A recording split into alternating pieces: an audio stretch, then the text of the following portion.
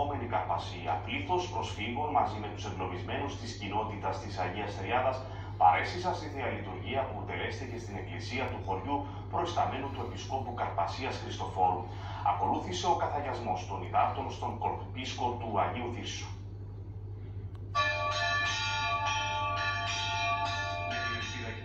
Να είναι τα τελευταία θεοφάνεια που γιορτάζονται με την Κύπρο υποκατοχή, πλήθος Ελληνοκυπρίων συνέρευσε στην κατεχόμενη κοινότητα της Αγίας Τριάδας στην Καρπασία για να γιορτάσει τα θεοφάνεια. Της Θείας Λειτουργίας προέστη ο Επίσκοπος Καρπασίας Χριστοφόρος.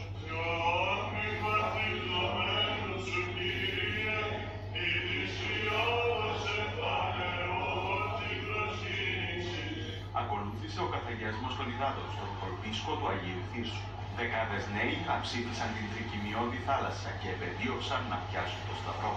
Θέλω να ευχηθώ σε όλους χρόνια πολλά, φωτισμένα, ειρηνικά και να αποκτήσουμε τέτοιο φρόνημα, τέτοια αίσθηση για να δικαιούμαστε και τη βοήθεια του Θεού ώστε να έρθει στον τόπο μας ειρήνη.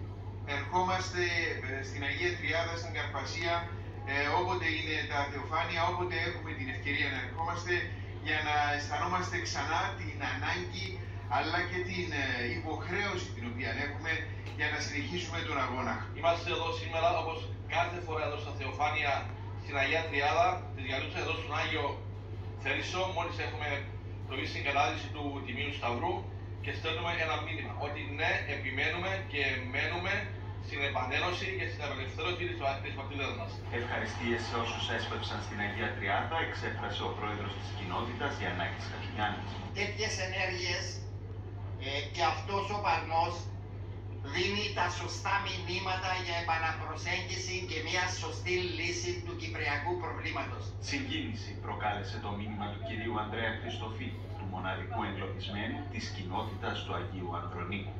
Μα η χαρά μου εμπολεί σήμερα που σας είδα και στο Θεό προσεύχομαι να μας διάει υγεία μαζί και να γιορτάσουμε και την ελευθερία.